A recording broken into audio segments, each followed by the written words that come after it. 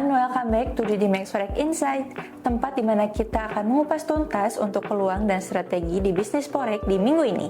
Bersama kita kali ini ada Miss Mary. Halo Miss, gimana nih kabarnya? Alhamdulillah baik. Alhamdulillah. Oke Miss, kali ini kita akan ngebahas untuk berbagai peluang dan strategi di minggu ini dari mulai analisa teknikal dan fundamental. Question number 1.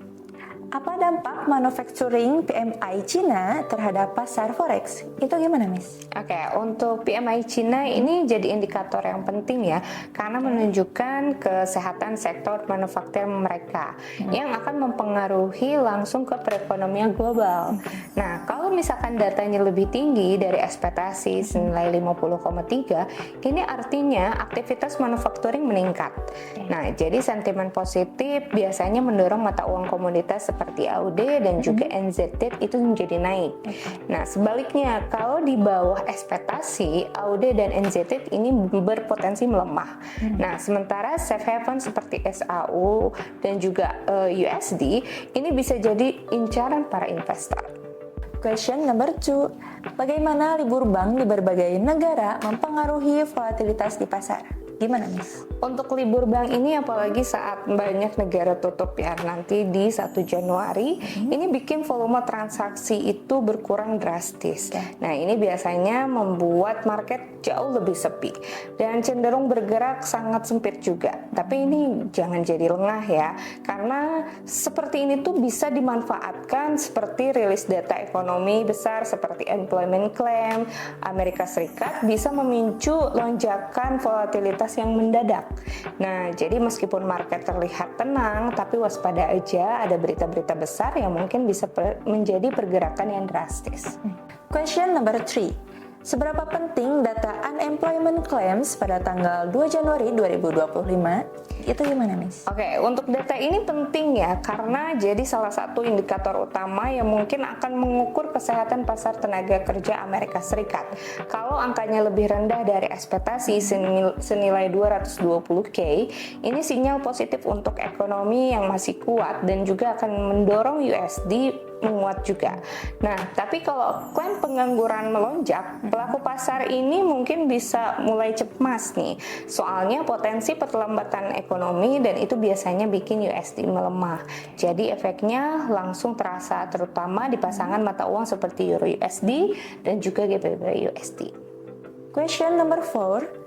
Apa yang bisa diantisipasi dari ISM Manufacturing PMI Amerika Serikat pada tanggal 3 Januari 2025? Itu gimana, Miss? Oke, untuk ISM Manufacturing PMI Amerika Serikat ini bakal jadi fokus karena ini indikator besar buat aktivitas ekonomi. Kalau hasilnya di bawah ekspektasi senilai 48,3, itu artinya sektor manufaktur Amerika Serikat masih tertekan. Nah, dampaknya USD ini akan melemah. Nah, apalagi kalau investor mulai khawatir soal perlambatan ekonomi yang lebih luas. Biasanya ini juga jadi momen emas untuk buat safe haven di SAU-USD. Tapi kalau misalkan hasilnya di atas ekspektasi, USD bisa dapat momentum bullish.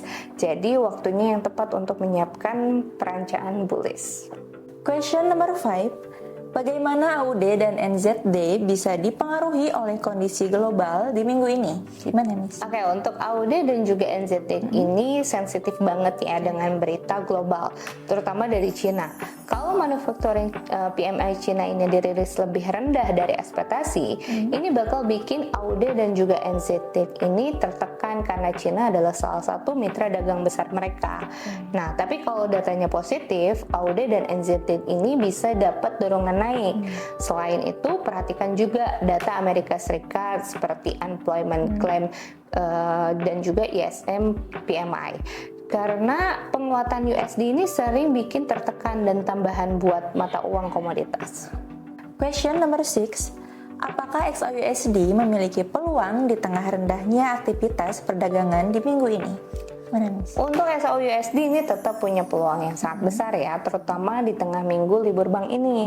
Saat yang data penting seperti unemployment claim atau ISM PMI ini dirilis, investor cenderung bergerak cepat ke safe haven ya.